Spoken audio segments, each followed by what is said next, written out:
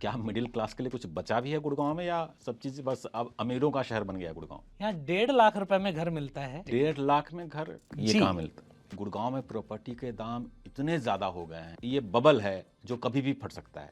ऐसा कोई नाम बताइए जिसकी डिमांड अभी नहीं है लेकिन फ्यूचर में बढ़ने वाली है। ये तो आपने सीक्रेट क्वेश्चन पूछ लिया। और बड़े बड़े प्लेयर, अंदर की बात बताए तो जमीनें खरीद रहे हैं।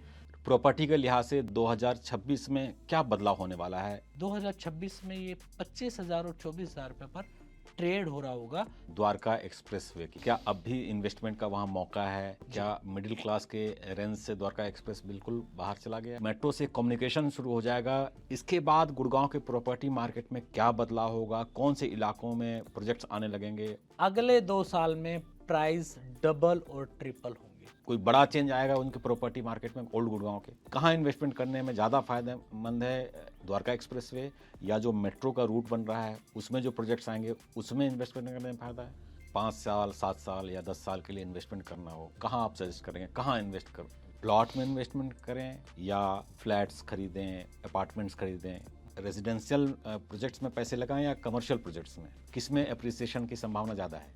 रेडी टू मूव या जो अंडर कंस्ट्रक्शन फ्लैट्स हैं या अपार्टमेंट्स हैं, जो प्रोजेक्ट्स हैं, दोनों में किस में पैसा लगाने का ज़्यादा फायदा है? घर खरीदने में समझदारी भी है कि नहीं है? ऐसा तो नहीं है कि किराए पर रहना ज़्यादा अच्छा ऑप्शन है? तब भी लोगों को महंगा लगता था कि 150 रुपए गज, बढ़ेगा नहीं बढ़ेगा। ये 16,000 रुपए गज बेच रहे हैं, बढ़ेगा नहीं बढ़ेगा। 25 करोड़ 30 करोड़ रुपए के अपार्टमेंट नॉर्मल हो जाएंगे आज से 5 साल बाद। पर नोएडा का प्रॉपर्टी मार्केट ज़्यादा तेज़ी से भागेगा या गुड़गांव का ही भागेगा, या प्रधानमंत्री आवास योजना किस तरह के लोगों के लिए और उसका फायदा लोग कैसे उठा सकते हैं? रेंट का मार्केट कैसा चल रहा है? रेंटल वैल्यू तय मानिए डबल हो जाएगी। दीनदयाल प्लॉट्स की जो एक योजना आई है, क्या है योजना और क्या इसमें पैसे लगाने का फायदा है? आम के आम गुठलियों के दाम।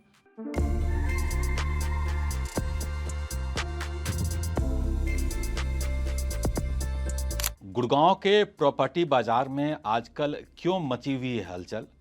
जो मेट्रो का काम शुरू हो गया है उसके बाद प्रॉपर्टी बाजार में इतने बदलाव क्यों आ रहे हैं, इसके बारे में आज विशेष बातचीत करेंगे। और हमारे साथ इस बातचीत के लिए प्रॉपर्टी एक्सपर्ट संजय यादव जी हैं। और संजय यादव जी फाउंडर हैं फिल्बी रियल एस्टेट। गुड़गांव के प्रॉपर्टी से जुड़ी तमाम सवालों के जवाब लेने की कोशिश करेंगे। संजय यादव जी, बहुत बहुत धन्यवाद गुड़गांव रिपोर्टर पर बातचीत करने के लिए। जी, और आप लोगों का धन्यवाद जो आपने गुड़गांव रिपोर्टर पे मेरे को इनवाइट किया। आप लोगों का और आपके दर्शकों का बहुत धन्यवाद जी। सबसे पहला सवाल कि 2025 खत्म होने वाला है, 2026 आने वाला है जी। प्रॉपर्टी के लिहाज से 2025 कैसा रहा और 2026 में क्या बदलाव होने वाला है मोटे मोटे स्तर पर गुड़गांव में? देखिए, 2025 गुड़गांव के लिए बहुत अच्छा रहा। आप ये मानिए कि जिस भी सेक्टर में इन्वेस्टर्स ने, एंड यूजर्स ने घर लिए, उसमें करीब करीब 30 से 40% का इजाफा देखने को लोगों को मिला है। और आने वाला जो साल है, ये मान के चलिए कि 2025 का रिकॉर्ड तोड़ेगा, क्योंकि इतने सारे बदलाव गुड़गांव में हो रहे हैं, इतनी सारी कनेक्टिविटी गुड़गांव को 2025 में मिली है। उसके बाद गुड़गांव में बहुत बड़ा बूम आना तय है। सवाल ये भी उठाया जा रहा है कि गुड़गांव में प्रॉपर्टी के दाम इतने ज़्यादा हो गए हैं, तो क्या इसके पीछे रियल कारण है, रियल डिमांड सप्लाई का रूल है, या एक ये बबल है जो कभी भी फट सकता है? देखिए ओम जी, ये ना कोई बबल है ना अनरियलिस्टिक है। अब मैं आपको गिनवाता हूँ गुड़गांव में हो क्या रहा है।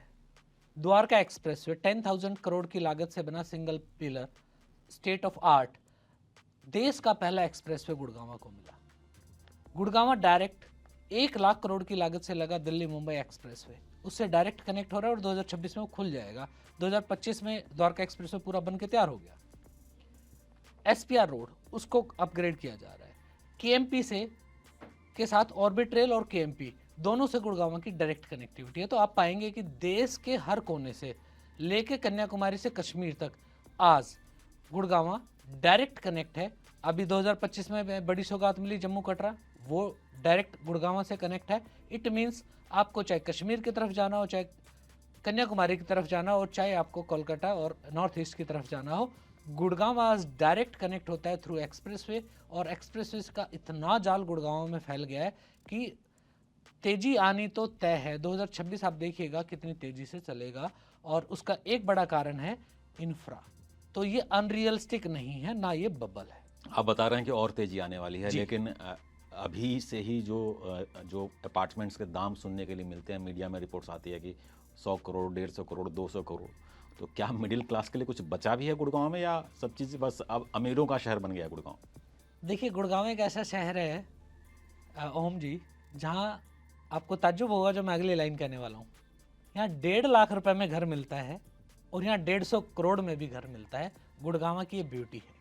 गुड़गांव एक ऐसा शहर है जहाँ हर तबके के, हर बजट जो कस्टमर का है, हर कस्टमर को घर मिलता है। जैसे आपने कहा कि किसी को कुछ मिलेगा या नहीं मिलेगा, गुड़गांव में सबको मिलेगा। और जो 1.5 लाख वाला बजट है वो शुरुआत है, और 150 करोड़ का आज कह सकते हो कि हाईएस्ट बजट। तो आपकी जैसी पॉकेट अलाउ कर रही है वैसा आप घर खरीदिए, आपको हर ऑप्शन अवेलेबल है।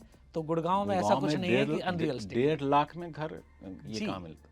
ये कैसे मिलेगा, जरा बताइए। हाँ मैं आपको बताता हूँ, हमारे यहाँ जितनी ग्रुप हाउसिंग बनती हैं, जितने भी प्लॉटेड कॉलोनी, जो भी लाइसेंस कॉलोनी कटती है या अपार्टमेंट बनते हैं, तो उसमें हमारे पास एक कोटा होता है EWS, इकोनॉमिकल वीकर सेक्शन।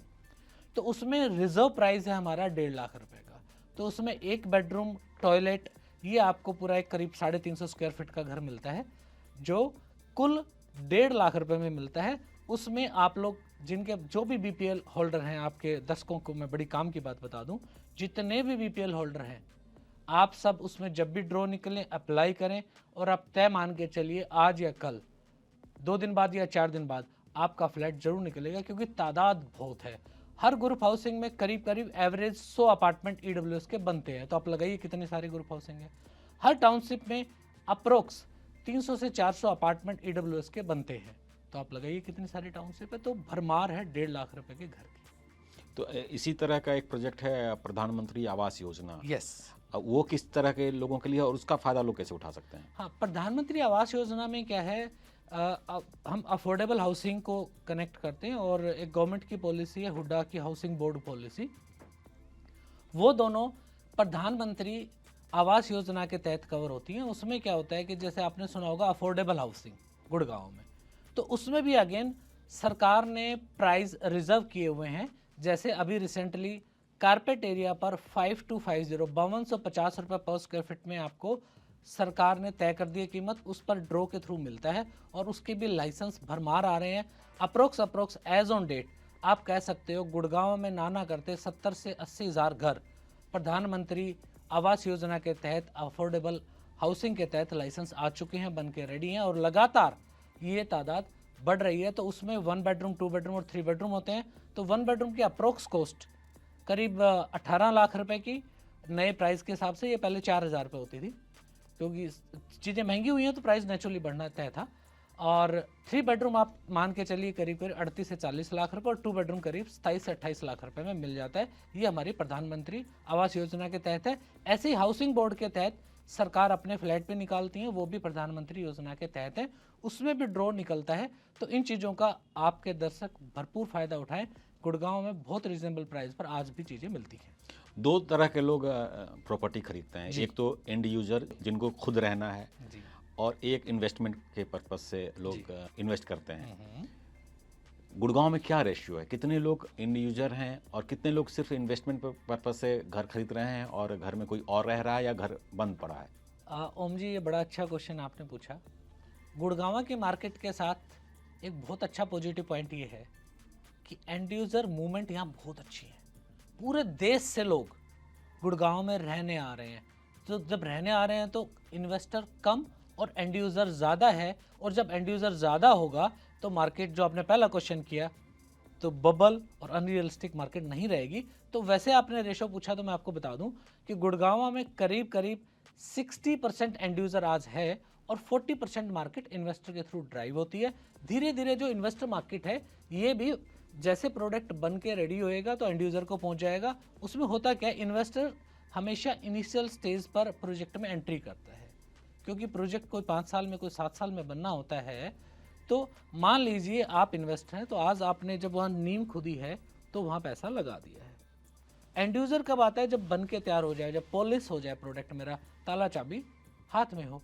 तो इस बीच में प्राइस एक्सक्लेशन चलती रहती हैं और एंड यूज़र किसी को 2 साल में चाहिए, किसी को 3 साल में चाहिए, किसी को तुरंत चाहिए, तो अपने डिसीजन लेता रहता है। तो जो 40% रेशियो भी मेरा इन्वेस्टर का है वो भी फाइनली एंड यूज़र को जा रहा है, ये अच्छी बात है। रेंट का मार्केट कैसा चल रहा है? रेंटेड जो घर मिल रहे जी। हैं तो पिछले कुछ सालों में कितना रेंट बढ़ा है? ओम जी, इसमें भी देखिए गुड़गांव में 5,000 रुपये से फ्लैट मिलना स्टार्ट हो जाता है और आप 50 लाख तक का घर किराए पे ले सकते हैं। जैसे लेट से आपने EWS अपार्टमेंट है, मेरे यहाँ 5,000 रुपये में मिल जाता है 1 बेडरूम सेट। और अगर आप 50 लाख की बात करें तो आपको मिलेगा फिर जाके कैमिलियास में। तो हर बजट का एवरेज मिडिल फैमिली सेगमेंट में 35-40 हज़ार रुपये में 3 बेडरूम सेट आराम से मिलता है। 25,000-30,000 रुपये में आपको 2 बेडरूम आराम से मिलता है। ये मैं बात कर रहा हूँ जिन फ्लैटों की कीमत करीब 1.5 करोड़, 2 करोड़, 2.5 करोड़ है, उनका एवरेज ये है। जैसे जैसे अपार्टमेंट की कीमत बढ़ रही है, मान लीजिए आप सेगमेंट में जाते हैं 5 करोड़ रुपए वाले में, तो एवरेज रेंटल आपको 80,000, 90,000 रुपये मिलेगा। तो जैसा बजट वैसा रेंटल आपको अवेलेबल है, जैसी प्रॉपर्टी वैसा रेंटल आपको अवेलेबल है। तो गुड़गांव में हर तरीके का रेंटल है। और अभी रेंटल में आपने जो ये क्वेश्चन किया, तो एक गवर्नमेंट अभी हरियाणा सरकार एक बहुत अच्छी पॉलिसी लेके आई है, आपके दर्शकों के भी बड़ा काम आएगी। उसका नाम है रेंटल हाउसिंग। तो अगर आपके पास आधा एकड़ लैंड है तो उसमें रेंटल हाउसिंग के तहत आप प्रॉपर अपार्टमेंट बना सकते हैं और जो कि 100% लीगल होंगे। और इस स्कीम के आने के बाद जैसे आप देखते हो कॉलोनियों में, छोटी गलियों में लोगों को जाना पड़ता है, तो मेरे को पता है लगता है जब रेंटल हाउसिंग की स्कीम मार्केट में आ जाएगी तो रेंटल में क्वालिटी वाइज और अफोर्डेबल प्राइस में आपको घर मिलने स्टार्ट हो जाएंगे। अब पिछले कुछ सालों से जो सबसे ज़्यादा चर्चा रही है गुड़गांव में वो है द्वारका एक्सप्रेसवे की। जी, अभी क्या स्टेटस है वहाँ पर? क्या अब भी इन्वेस्टमेंट का वहाँ मौका है और आने वाले समय में और वहाँ पर क्या विकास होना है? कौन कौन से प्रोजेक्ट्स आ रहे हैं? द्वारका एक्सप्रेसवे लाइफ लाइन बन जाएगी दिल्ली एनसीआर की, क्योंकि एयरपोर्ट से डायरेक्ट स्टार्ट होता है, टनल के थ्रू टर्मिनल 3, टर्मिनल 1 से डायरेक्ट कनेक्ट है, इधर वसंत कुंज से डायरेक्ट कनेक्ट है। वहाँ से जब आप बाहर आएंगे तो आपको यशो भूमि के पास एक बहुत बड़ा टर्मिनल बन रहा है, वहाँ से आप चॉइस करेंगे कि देश के किस कोने में जाना है। आप राइट लेंगे, आप चंडीगढ़, लुधियाना, देहरादून, कटरा ऊपर की तरफ निकल जाएंगे। आप वहाँ से लेफ्ट लेंगे, बोर्ड लगा हुआ है मुंबई, तो आप मुंबई की तरफ निकल जाएंगे। मुंबई एक्सप्रेसवे में डायरेक्ट कनेक्ट हो जाता है। साथ ही साथ बीच में से कट होके ये कलकत्ता साइड वेस्टर्न पार्ट में, तो उसके अंदर से मुंबई एक्सप्रेसवे के थ्रू आप देश के किसी भी कोने में पहुंच सकते हैं। तो ये तो है द्वारका एक्सप्रेसवे की ब्यूटी। चूंकि चारों तरफ से कनेक्ट हो गया है तो अब भारत सरकार की, हरियाणा सरकार की और देश और विदेश के सभी इन्वेस्टर और एमएनसीज की नज़र आज द्वारका एक्सप्रेसवे पर है। आप विश्वास करोगे, यशो भूमि इंडिया का सबसे बड़ा कन्वेंशन सेंटर द्वारका एक्सप्रेसवे पे है। गोल्फ कोर्स रोड, वंदे पार्क वहाँ बन रहा है 200 एकड़ में अभी। इसके अलावा ग्लोबल सिटी, 1100 एकड़ की ग्लोबल सिटी, हाईटेक सिटी, पहली देश की एक ऐसी टाउनशिप होगी जिसके अंदर कहीं खुदाई नहीं होगी, ड्रेनेज सब टनल के थ्रू होगी, सर्विसेज सब टनल के थ्रू होंगी। उस पर काम हरियाणा सरकार ने स्टार्ट कर दिया है। 1100 एकड़ की वो पूरी देश में देखने लायक टाउनशिप बनेगी, ये द्वारका एक्सप्रेसवे पर होगी। द्वारका एक्सप्रेसवे डायरेक्ट एक और नया एक्सप्रेसवे जुड़ गया है, द्वारका जयपुर एक्सप्रेसवे वाया पटौदी, वो द्वारका एक्सप्रेसवे से कनेक्ट करता है, तो जयपुर बेल्ट पूरी कनेक्ट हो जाती है। इसी के साथ साथ अब द्वारका एक्सप्रेसवे को मेट्रो से भी कनेक्ट कर रहे हैं, द्वारका एक्सप्रेसवे को एयरपोर्ट मेट्रो एक्सपेंशन से भी कनेक्ट कर रहे हैं। तो इतनी सारी डेवलपमेंट आ रही है वहाँ पर, तो आप लगाइए कि इन्वेस्टमेंट का वहाँ क्या रेशो आएगा। इसीलिए आज हर बिल्डर पूरे देश से द्वारका एक्सप्रेसवे पे अपने प्रोजेक्ट लेके आ रहा है। और ये रेशो जो 2021-22 में 6,000 और 7,000 रुपये पर था द्वारका एक्सप्रेस से, आज एवरेज 20,000 रुपये पर स्क्वायर फीट पर पहुंच गया है। और आप विश्वास करोगे 2026 में ये 25,000 और 24,000 रुपये पर ट्रेड हो रहा होगा। ये द्वारका एक्सप्रेसवे पर भविष्य है। तो आप जो प्राइस बता रहे हैं, तो क्या मिडिल क्लास के रेंज से द्वारका एक्सप्रेस बिल्कुल बाहर चला गया है? नहीं, अगेन फिर वहीं आते हैं। मेरे पास जब भी ग्रुप हाउसिंग बनती है, चाहे मैं वहाँ 20 करोड़ का अपार्टमेंट बेच रहा हूँ, तो मैं 1.5 लाख का घर जरूर दूंगा। उसी सेगमेंट में हर सेक्टर में अफोर्डेबल मैंडेटरी हैं, वो बनेंगी। 14 लाख 18 लाख जैसा आपका बजट है, 22 लाख 25 लाख 40 लाख तक के घर द्वारका एक्सप्रेस वे पर हैं। वो अंडर प्रधानमंत्री आवास योजना गवर्नमेंट के कंट्रोल में। तो सरकार ने इस चीज़ का विशेष ध्यान रखा है कि जब अपार्टमेंट 10 करोड़ 20 करोड़ के बने तो 1.5 लाख का अपार्टमेंट भी उसी जगह बनना चाहिए। तो ये गवर्नमेंट कंट्रोल में है, उनके प्राइस गवर्नमेंट कंट्रोल में। तो इस वजह से द्वारका एक्सप्रेसवे पर मिडिल फैमिली सेगमेंट के लिए भी बहुत सारे ऑप्शन अवेलेबल हैं और हमेशा रहेंगे। कई सालों से इंतजार था कि गुड़गांव में कब मेट्रो का विस्तार होगा और अब काम शुरू हो गया है। तो मेट्रो, चूंकि अब मेट्रो से कम्युनिकेशन शुरू हो जाएगा, जो लोगों की आवाजाही शुरू होगी, इसके बाद गुड़गांव के प्रॉपर्टी मार्केट में क्या बदलाव होगा, कौन से इलाकों में प्रोजेक्ट्स आने लगेंगे, किस इलाके में प्रॉपर्टी का दाम बढ़ सकता है। गुड़गांव में मेट्रो लोगों का ड्रीम प्रोजेक्ट था और आज वो धरती पर उतर आया है, मतलब एग्जीक्यूशन स्टार्ट हो गया। गुड़गांव की एक बड़ी हर्डल थी मेट्रो ना होना। उसके आने के बाद जो गुड़गांव को पंख लगेंगे ना, आप देखना जहाँ जहाँ से मेट्रो निकलेगी, आप ये तय मान के चलिए कि वहाँ अगले 2 साल में प्राइस डबल और ट्रिपल होंगे। इसमें गवर्नमेंट हरियाणा सरकार ने एक पॉलिसी भी दी है, जहाँ से मेट्रो निकलेगी उसके साथ हमने FAR बढ़ा दिया है। हमने बोला मीन्स हरियाणा सरकार ने। तो वहाँ आप ज़्यादा बड़े हाई राइजेस बना पाएंगे। जर्नली ग्रुप हाउसिंग में मेरे यहाँ होता है FAR 1.75 का, वहाँ पर कैन यू बिलीव 3.5 3.5 का FAR है। ऑलमोस्ट डबल हाइट के घर बन पाएंगे।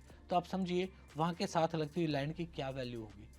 साथ ही अच्छे नए प्रोजेक्ट्स मेट्रो लाइन के साथ साथ देखने को मिलेंगे। आप देखेंगे सेक्टर 46 47 में अभी बहुत सारे बड़े बिल्डर्स आ गए हैं। उन्होंने जो लेफ्ट ओवर पैचेस थे हुडा के पास, नाम चेंज हो गया HSVP, तो उनके पास जो लैंड और पैचेस थे सारे ऑक्शन में खरीद लिए हैं। उसका रीज़न मेट्रो।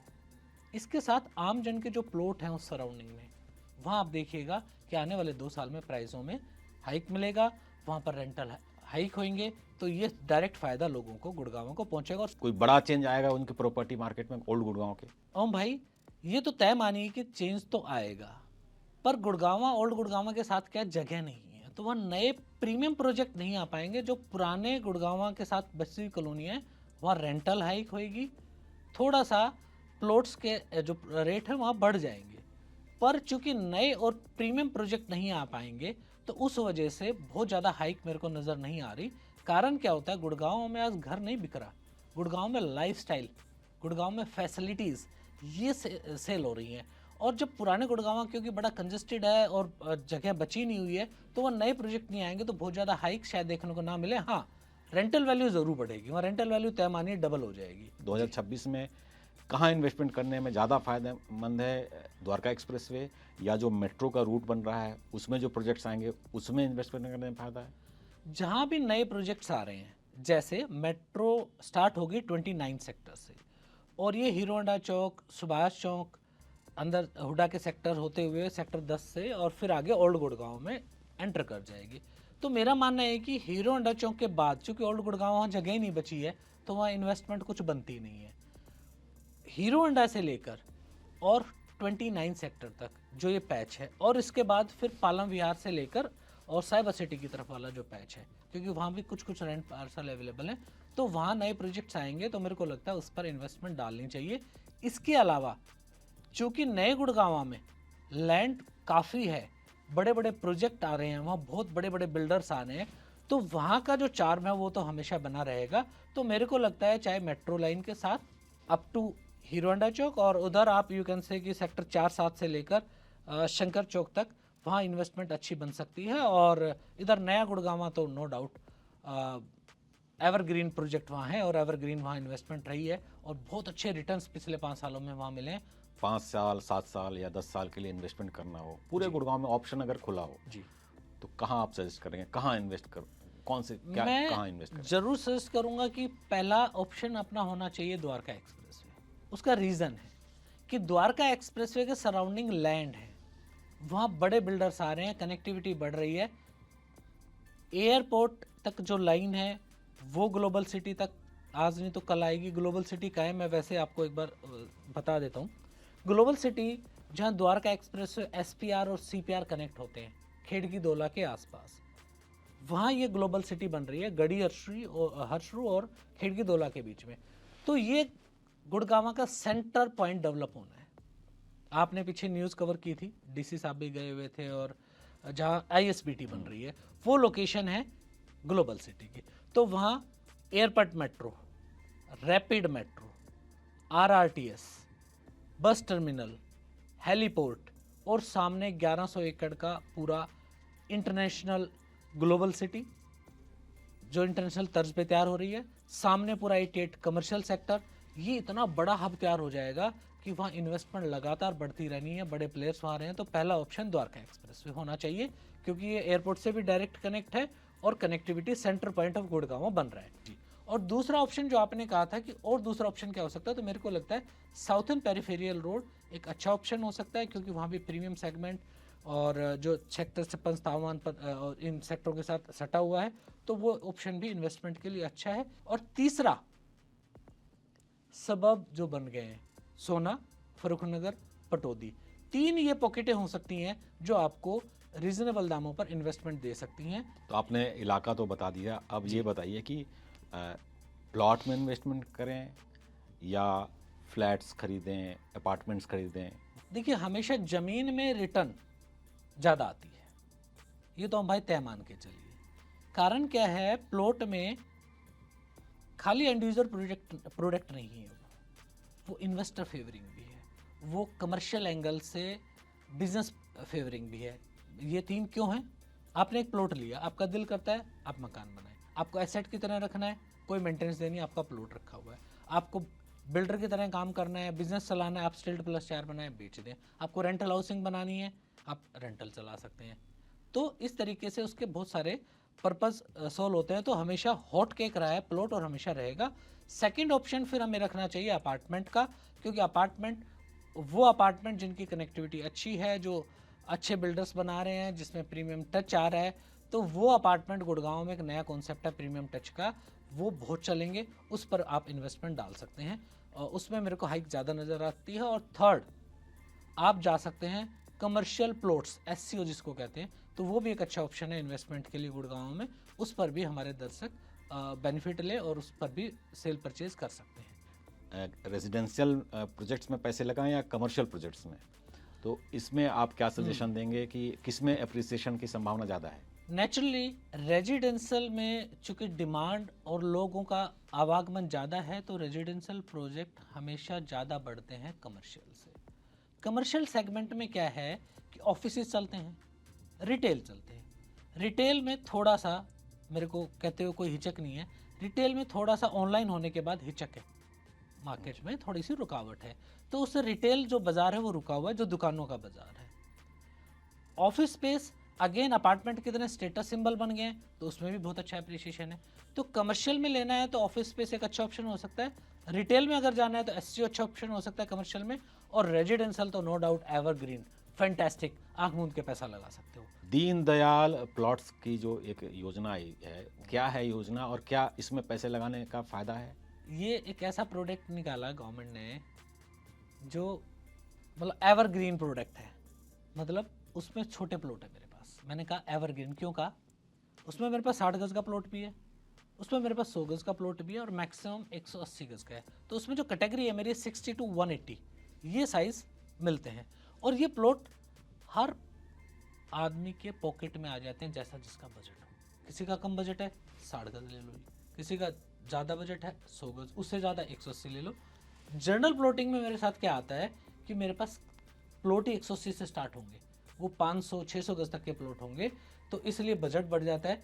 तो आम के आम गुठलियों के दाम, ये एक ऐसी प्रोडक्ट है जिसमें आप फ्लोर भी बना के बेच सकते हैं, जिसमें आप रेंटल भी कर सकते हैं, और ये एक ऐसा प्रोडक्ट है जिसमें 180 से छोटा होने के बावजूद आप 4 फ्लोर बना के बेच सकते हैं। ये बड़ी काम की बात बता रहा हूँ, 4 फ्लोर। जनरली पहले क्या होता था, अगर आपने हुडा में कहीं प्लॉट ले लिया और वो 180 गज से नीचे है, आप 4 फ्लोर बना के बेच नहीं सकते थे, दीनदयाल में बेच सकते हैं। आप हुडा या DTP की जो टाउनशिप हैं उसमें आप 290 गज से नीचे बेसमेंट ही बना सकते हैं, दीनदयाल में बना सकते हैं। जर्नल प्लॉटिंग में आपको बगल वाले साइड वाले से एनओसी चाहिए होती है, इसमें कोई एनओसी नहीं चाहिए होती। तो इसलिए मैंने कहा आम के आम गुठलियों के दाम, ये है दीनदयाल योजना। एक कन्फ्यूजन और दूर कीजिए लोगों का कि रेडी टू मूव या जो अंडर कंस्ट्रक्शन फ्लैट्स हैं या अपार्टमेंट्स हैं, जो प्रोजेक्ट्स हैं, दोनों में किस में पैसा लगाने का ज़्यादा फ़ायदा है? क्योंकि कई बार होता है रेडी टू मूव तो तुरंत मिल जाता है, लेकिन जो अंडर कंस्ट्रक्शन है वो कब पोजीशन मिलेगा ये पता ही नहीं रहता, कई बार लेट हो जाता है। तो आदमी को क्या रिस्क लेना चाहिए अंडर कंस्ट्रक्शन प्रोजेक्ट में पैसा लगाने का? देखो ओम भाई, रिस्क तो अंडर कंस्ट्रक्शन में कोई नहीं है, क्योंकि आज पेमेंट प्लान और रेरा दोनों बायर को सपोर्ट करते हैं। वो कैसे करते हैं? एक तो पेमेंट प्लान जितना भी अंडर कंस्ट्रक्शन है उसमें 30-30-40 और 30-70 40-60, इट मीन्स जो सिर्फ लैंड कॉस्ट है वो आपसे बिल्डर ले रहा है, बाकी तो जो पैसा ले रहा है वो सुपर स्ट्रक्चर पे या पोजीशन पे ले रहा है। तो आपका कोई रिस्क है ही नहीं। आपने 30% पैसा दिया, वो लाइसेंस भी लेके आया, उससे ज़्यादा तो उसकी लैंड कॉस्ट है। उसके बाद वो आपसे पैसा ले रहा है सुपर स्ट्रक्चर पर। जब अपार्टमेंट बन जाएगा तो उसको घर से लगाना पड़ेगा, राइट? तो आपका पैसा सेफ। जब आपसे 30% लेगा तो अगला 40% लगाना है उसको। तो बेसिकली वो आप उसके पीछे नहीं हो, वो आपके पीछे है। दूसरा रेरा।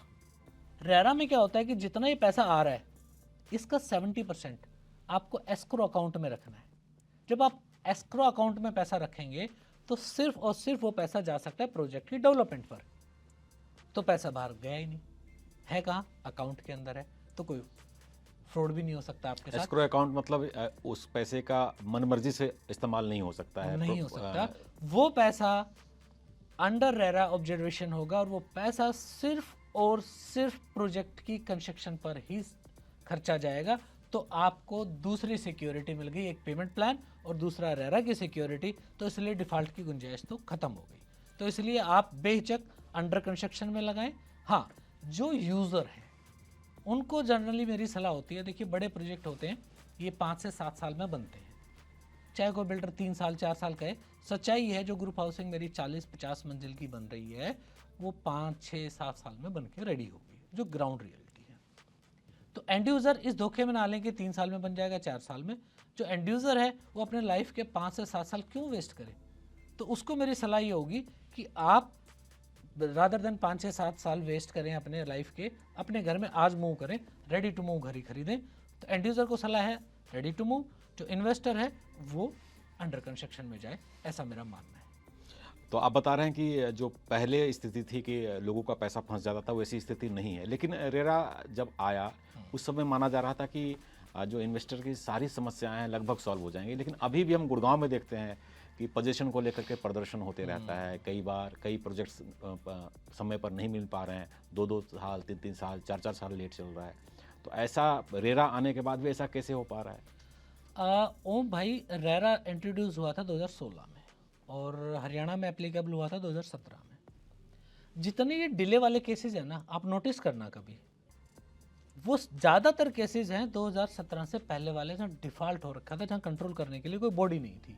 तो वो सारे डिफ़ॉल्ट हुए उस समय पर। वही प्रोजेक्ट ज़्यादातर लेट हैं। 2017 के बाद की जो लॉन्चिंग है वो आप पाएंगे कि ऑलमोस्ट, देखो कोई चीज़ नहीं आती है ना तो धीरे धीरे एग्जीक्यूशन होता है। 2017 में कुछ आए, कोई 18 में आया, कोई 19 में आया, 20 में आया। तो मैं ये लास्ट ये कह सकता हूँ 2020 तक के जो प्रोजेक्ट हैं उसमें थोड़ी बहुत देरी देखने को मिलेगी। 2017 से पहले वालों में काफ़ी है। 2020 के बाद जो प्रोजेक्ट है उसमें आपको देरी ना के बराबर मिलेगी। तो वो प्रोजेक्ट लेट नहीं है जो 2020 के बाद लॉन्च हुए हैं। 2017 से 18 वालों में थोड़ी देरी है, उससे पहले वालों में ज़्यादा डिले है। ये एक्चुअल सिचुएशन, और आप इस पर सर्वे भी करना, आप सेम रिपोर्ट पाएंगे। तो ऐसा नहीं है कि सारे प्रोजेक्ट लेट होते। द्वारका एक्सप्रेसवे पर इन्वेस्टमेंट करने में ज़्यादा समझदारी है या गोल्फपुर एक्सटेंशन रोड पर? मेरे को लगता है द्वारका एक्सप्रेसवे पर ज़्यादा है, क्योंकि वहाँ अपार संभावनाएं हैं। द्वारका एक्सप्रेसवे पे को अगर मैं एक लाइन में कहूँ तो ये दुबई ऑलमोस्ट तकरीबन आपके इधर से गए होंगे, वहाँ एक रोड है शेख जायद रोड, जिसके अराउंड में सारी डेवलपमेंट है क्लास। तो ये तय मान के चलिए कि ये भारत का शेख जायद रोड बनने वाला है। और ये मैं नहीं कह रहा, खुद गडकरी जी जब द्वारका एक्सप्रेसवे पर आए थे इंस्पेक्शन करने, वो ये कह के गए थे कि ये दूसरा शेख जायद रोड बनने वाला है द्वारका एक्सप्रेसवे। एक और सवाल जो जी। काफ़ी इंटरेस्टिंग है, काफ़ी लोग पूछते हैं कि अगर घर का कॉस्ट इतना बढ़ता जा रहा है जी। तो घर खरीदने में समझदारी भी है कि नहीं है? ऐसा तो नहीं है कि किराए पर रहना ज़्यादा अच्छा ऑप्शन है? डीएलएफ में प्लॉट का रेट था 150 रुपये गज, जब उस टाइम डीएलएफ आया गुड़गांव में। आज वहाँ रेट है अप्रोक्स 4 से 5 लाख रुपए गज। एक नया मास्टर प्लान आया था 2005 में, 2008 में एग्जीक्यूट हुआ था, न्यू गुड़गांव करके। उस समय वहाँ पर लॉन्चिंग रेट आए थे अप्रोक्स 16,000 17,000 रुपये गज। आज वहाँ रेट है 2.5 से 3 लाख रुपए गज। तो आप समझ रहे हैं कितना बड़ा कुशन है। तब भी लोगों को महंगा लगता था कि 150 रुपये गज, बढ़ेगा नहीं बढ़ेगा। ये 16,000 रुपये गज बेच रहे हैं, बढ़ेगा नहीं बढ़ेगा। 2021 में कुछ लॉन्चिंग आई थी 50,000 रुपये प्लस माइनस, वो भी पहुंच गए आज 2.5 से 3 लाख रुपए गज। तो ये तो हमेशा लगता रहेगा कि ये बढ़ेगा नहीं बढ़ेगा, ये तय है। रियल एस्टेट अभी बहुत बढ़ेगा, ये 100% है। अभी तो कुछ भी नहीं बढ़ा है। अब समझिए, एक आदमी ऑल्टो से लेकर गुड़गांव में और जगवार तक के बायर आपके पास है और सब में वेटिंग है। तो मीन्स जैसा बजट वैसे बायर। गुड़गांव एक ऐसा शहर बन गया जहां पैसों की कमी नहीं है आप लोगों के पास। यहाँ पूरे देश से, पूरी दुनिया से लोग आ रहे हैं, तभी तो 150 करोड़ और 200 करोड़ के घर बिक रहे हैं। तो आज जो करोड़ हम 10 करोड़ की बात कर रहे हैं, 5 करोड़ के घरों की बात कर रहे हैं, तो 150 और 200 करोड़ से तो कहीं भी नहीं है। तो तय मानिए गुड़गांव में आप 25 करोड़ 30 करोड़ रुपए के अपार्टमेंट नॉर्मल हो जाएंगे आज से 5 साल बाद। क्योंकि आप देखिए ना, इन्फ्लेशन भी हो रही है, क्या नहीं बढ़ रहा? पेट्रोल नहीं बढ़ रहा क्या? सीमेंट नहीं बढ़ रहा क्या? स्टील नहीं बढ़ रहा क्या? सोना नहीं बढ़ रहा क्या? तो वो इन्फ्लेशन कंटिन्यू है, ये वर्ल्ड वाइड है। तो ये कहना कि बहुत प्राइस बढ़ गया, शायद बढ़ेगा नहीं बढ़ेगा, कहीं बबल तो नहीं है ना, ये अभी और बढ़ेगा। जिसने जगुआर खरीदना वो जगुआर ही खरीदता है, वो मर्सिडीज खरीदना वो मर्सिडीज ही खरीदता है। उसके बायर हैं, आज भी वेटिंग है। तो आप ये नहीं कह सकते कि जगुआर के बायर नहीं है, मर्सिडीज के बायर नहीं है, BMW के बायर नहीं है। ऐसा कोई नाम बताइए जो डिमांड, आपको पता है डिमांड में नहीं है, लेकिन आपको लगता है कि ये डार्क हॉर्स साबित हो सकते हैं भविष्य में, जो यहाँ पर पैसा लगा है, जिसकी डिमांड अभी नहीं है लेकिन फ्यूचर में बढ़ने वाली है। ऐसा कोई एक जगह बताइए। ये तो आपने सीक्रेट क्वेश्चन पूछ लिया। मेरे को लगता है गुड़गांव के साथ अब 2 सिटीज ऐसी बन रही हैं, पटौदी और फर्रुखनगर। उनकी कनेक्टिविटी 1 साल में डायरेक्ट द्वारका एक्सप्रेसवे से हो जाएगी दोनों शहरों की, जो आज डार्क जोन में, जो लोगों को नहीं दिख रहा है। उसका रीजन मैं बताऊंगा, दोनों का कंपैरिजन देता हूँ। फर्रुखनगर में, फर्रुखनगर से आगे रिलायंस ने मेट सिटी बनाई है, अप्रोक्स 8,500 एकड़ का वो प्रोजेक्ट है। वहाँ दबा के डेवलपमेंट हो रही है, दबा के इंडस्ट्रीज आ रही है, डायरेक्ट कनेक्टिविटी मिल रही है द्वारका एक्सप्रेसवे KMP से। इधर गुड़गांव सेक्टर 95 तक तो आप पाएंगे कि फर्रुखनगर 6 किलोमीटर दूर है रिलायंस मेट से, 10 किलोमीटर दूर है गुड़गांव का सेक्टर 95, जहाँ से द्वारका एक्सप्रेसवे, जो मैं बार बार कहता हूँ सेंटर पॉइंट बनने वाला है, वहीं से द्वारका पटौदी जयपुर एक्सप्रेसवे निकल गया। तो ये जो बीच का पैच है, जैसे ही ये कनेक्टिविटी हो जाएगी, मेरे को लगता है और अगले 8 से 10 महीने में जैसे ही कनेक्टिविटी दिखाई देगी ना, वहाँ दिन रात रेट बढ़ेंगे। और बड़े बड़े प्लेयर, अंदर की बात बता देता हूँ, ज़मीनें खरीद रहे हैं, सही टाइम है, जो प्रॉपर्टी ली जाए फर्रुखनगर में खरीद लो। सेम पटौदी के साथ होने वाला है। मानेसर 3,000 एकड़ का भी एक्सपेंशन और आ रहा है, और बहुत बड़े बड़े प्लेयर आ रहे हैं, जिसको हम IMT फेज 5, वो एरिया, वहाँ डिज्नीलैंड अभी अनाउंस किया गवर्नमेंट ने, वो एरिया बड़े मल्टीनेशनल हब्स का आने वाला है। इधर ग्लोबल सिटी डायरेक्ट कनेक्ट होने वाली है पटौदी से, और वहाँ से हार्डली कितना दूर है? 10 किलोमीटर। तो अगला जो बूम आने वाला है पटौदी और फर्रुखनगर। आप ये तय मानिए, जो आज डार्क जोन में, और 1 साल बाद 2026 जिसने जो लेना उठा लो, नहीं मिलेगा उसके बाद डबल प्राइस हो जाएंगे 2 साल के अंदर। तो ये अंदर की सीक्रेट बात आपके चैनल पे मैंने बता दी, बताने की बातें कम होती। गुड़गांव का जो विकास हुआ है उसमें जो एयरपोर्ट के पास होना एक बहुत बड़ा कारण रहा है। बिल्कुल। अब नोएडा में भी कुछ सालों में एयरपोर्ट शुरू होने जा रही है। प्रॉपर्टी मार्केट पर नोएडा का प्रॉपर्टी मार्केट ज़्यादा तेज़ी से भागेगा, या गुड़गांव का ही भागेगा, या दोनों दोनों का प्रॉपर्टी मार्केट पहले की तरह चलता रहेगा। देखिए, जब भी कोई नई चीज़ आती है, बहुत बड़ा देश का सबसे बड़ा इंटरनेशनल एयरपोर्ट बन रहा है जेवर, तो नो डाउट उसका इम्पैक्ट ज़रूर आएगा। और ख़ास तौर पे मेरे को लगता है जो वहाँ पर एक रोड है यमुना एक्सप्रेसवे, शायद आप कभी गए हो, नहीं तो आप ज़रूर कवर कीजिएगा उसको। वहाँ बहुत अच्छे प्रॉपर्टी के रेट बढ़ेंगे, क्योंकि वो सेम ऐसे हो गया जैसे इंटरनेशनल IGI इंटरनेशनल एयरपोर्ट से न्यू गुड़गांव डायरेक्ट कनेक्ट, ऐसे ही जेवर एयरपोर्ट से यमुना एक्सप्रेस डायरेक्ट कनेक्ट। तो जिसने आना हो यमुना एक्सप्रेसवे के थ्रू आएगा, ऐसे ही जिसने आना होता है तो द्वारका एक्सप्रेसवे के थ्रू आता है IGI एज ऑन डेट। तो वहाँ एक बड़ा बूम मेरे को लगता है आएगा। नोएडा के साथ मेरे को लगता है शायद बहुत तेज़ी ना रहे, रूटीन में बढ़ता रहेगा, ऐसा नहीं कि नहीं बढ़ेगा, पर बहुत तेज़ी ना आए। जब हम बात करते हैं ROI, रिटर्न, आपको क्या आ रही, क्या लगाया और क्या पाया, तो मेरे को लगता है यमुना एक्सप्रेस से ज़्यादा बढ़ेगा, यमुना एक्सप्रेसवे से नोएडा थोड़ा कम बढ़ेगा। और रही बात गुड़गांव की, तो गुड़गांव में ये मान के चलिए मुंबई की तरह ज़मीन ख़त्म हो गई है। आप कहोगे कैसा, आप हवा में बातें कर रहे हो। मैं हवा में बातें नहीं करता, मैं एग्जाम्पल बताता हूँ आपको और फैक्ट्स बताता हूँ। गुड़गांव की एक तरफ लगती है दिल्ली जी, राइट, दूसरी तरफ अरावली, आगे अरावली सोना के बाद ख़त्म हाँ, गुड़गांव, तो सोना अपने आप में डेवलप हो गया। इसके बाद आ जाओ IMT मानेसर बावल और ये, तो इंडस्ट्रियल बेल्ट आ गई। तो जो रेजिडेंशियल जो पॉश इलाका डेवलप होना है वो उसके अंदर होना है, ये बाउंड्री का काम कर रही है। और इधर आकर रिलायंस मेट, अगेन इंडस्ट्रीज़।